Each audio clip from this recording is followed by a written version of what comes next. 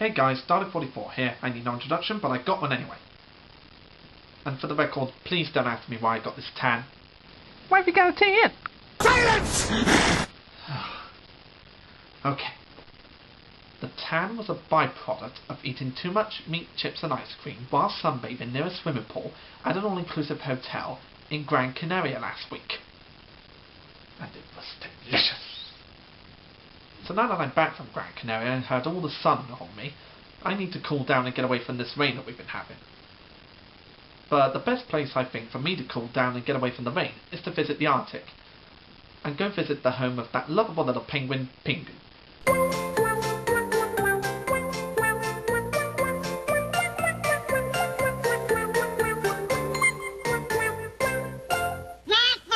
And for like the what two of you who have no idea what the hell this is, I'll run through the show's history.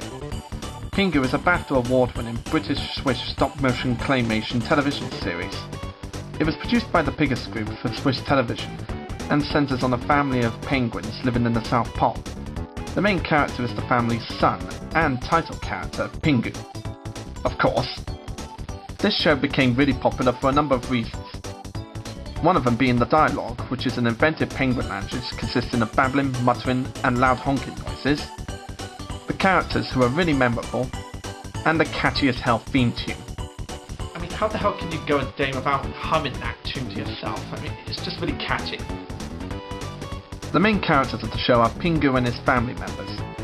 We'll start off with the main character of the show, since his name's in the title of the show, Pingu.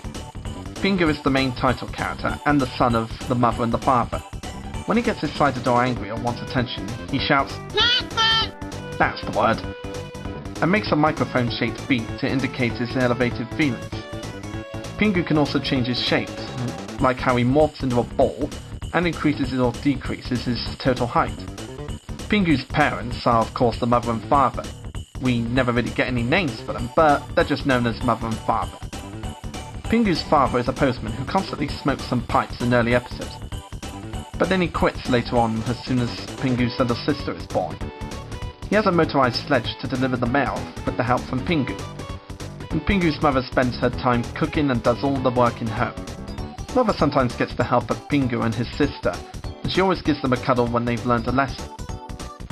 As I said, their names were never revealed throughout the show, so we just called them Mum and Dad, or Mother and Father as a longer word. And now we come to Pingu's baby sister Pinga. She first appears in the episode The New Arrival, where she's similar to a baby emperor penguin, as do other young penguins throughout the show. In fact, her first appearance was just showing her hatching out of her egg. Oh, isn't she just the most cutest thing you've ever seen in your life? No, I'm serious, she is really cute. And the last member of Pingu's family is the grandfather, who is Pingu and Pinga's grandparent. There was a time when he'd teach Pingu some new things, like how to play musical instruments, and so on and so forth. He's also a former professional weightlifter. That's quite a surprise, isn't it? The other characters consist of Pingu's childhood friends, such as Pingo, who often persuades Pingu to do wild and silly things with him. Ping, who has a long beak but a shorter head than Pingo.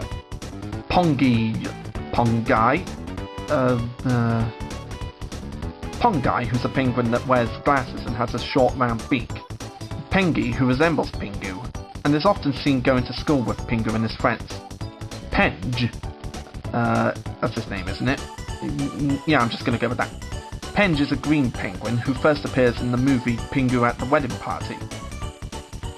And he kind of sounds a little bit odd. I mean, most of the kid penguins have, like, soft voices, but he kind of has a sort of a deep voice, really. And there's also Punky, who first appeared in the episode Pingu Delivers the Mail.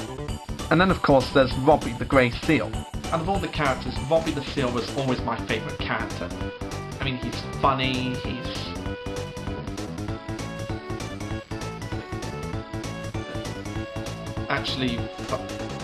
Actually funny's all I got. In the first 4 series, he's a bluish-grey, but light grey in the last 2. He first appeared in the episode Pingu Goes Fishing, where Pingu, well, goes fishing. At first they were kind of on and off with each other, but then they later became very good friends. In fact, they became best friends. And last but certainly not least on the list of Pingu's friends is his girlfriend Pingy.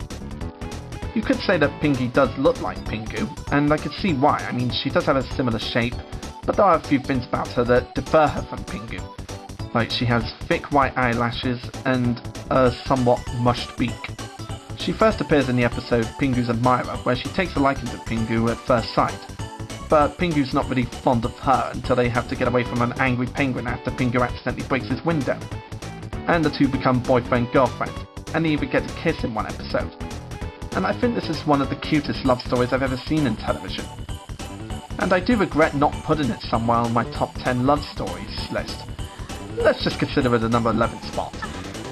And other characters consist of the schoolmaster, who is Pingu's teacher of course. He lives at a nearby school and rings the bell when it's time for school to begin or end. And there's the doctor, who's the neighbourhood doctor. He lives in a nearby igloo clinic and frequently treats Pingu's injuries, as well as the aid in the birth of Pinga. A number of you Pingu fans may have noticed that there are two different types of the episodes for the first 4 series of the show. The first set consisting of the original theme tune, which we all hum to ourselves I'm assuming, and the other set which has redone voices, redone music and a redone theme tune. So basically Hit Entertainment took already existing episodes and redid them by having new gibberish and new music in it. And a new theme tune as well, which was originally performed by David Hasselhoff.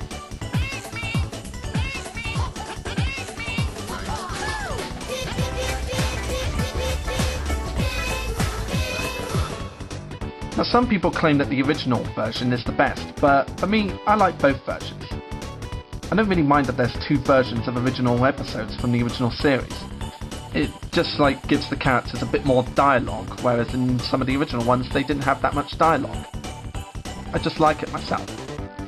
And a number of Pingu fans consider the revived series, that being series 5 and 6, to be not as good as the original shows. Though I think that's mostly to do with the fact that it's not the same guys who did it and there's different voice actors in it now. But I still think it's really good. Yeah, it's not exactly up there with the original, but it's still enjoyable. And plus there are a number of episodes from the revived series that I really like. Like there's one episode where Pingy gives Pingu a Valentine's card, and Pingu decides to make a Valentine's card for her, but the attempts don't go very well. I won't give away any spoilers, but trust me when I say it's worth a watch. Another episode I really laugh at is when Pinga gets the hiccups, and the whole episode is just spent trying to get rid of the hiccups. And the stuff they come up with to try and get rid of them are pretty damn hilarious. So overall, Pingu is one of the best children's TV shows that I've ever watched, even if the revived series isn't as good as the original 4 series. So since Pingu's become this popular, and when are we going to get a new series?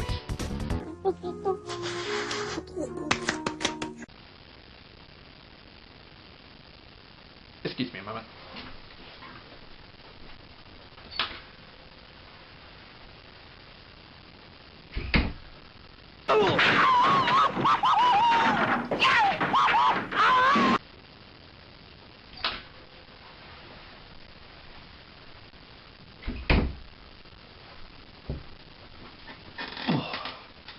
Sorry about that. It's really hard to believe that Pingu was cancelled after the 6th series, especially since it was so popular with all those episodes. Oh well, at least Pingu maintains a cult following to this day, since he gets occasional reruns on CBeebies in the UK. Hell, he even got to appear in a Peter Kay music video for Children in Need one time. He really is a popular little rascal, isn't he? As a kid I loved Pingu a lot, but watching it again as an adult, it still holds up to this day. In fact, it doesn't just hold up, but it holds up really well. In fact, when I was a kid first watching Pingu, I used to talk a lot of Pingu talk when I was in nursery. No, I'm serious, I literally spoke Pingu when I was in nursery, and it took my parents ages to get me to stop doing it and talk like a normal human being would. Can you imagine that? If you're a Pingu fan, old or young, then you're still gonna love it to this day. It's one of the most enjoyable children's television series, whether it's a redone series, an original series, or a revived series. You're still gonna enjoy it, and I'd recommend it to anyone who ever loved penguins. I'm Dalek44, and I'll see you next time, folks. So, Pingu, do you reckon we should go on holiday? That's what I thought. But where are we going to go?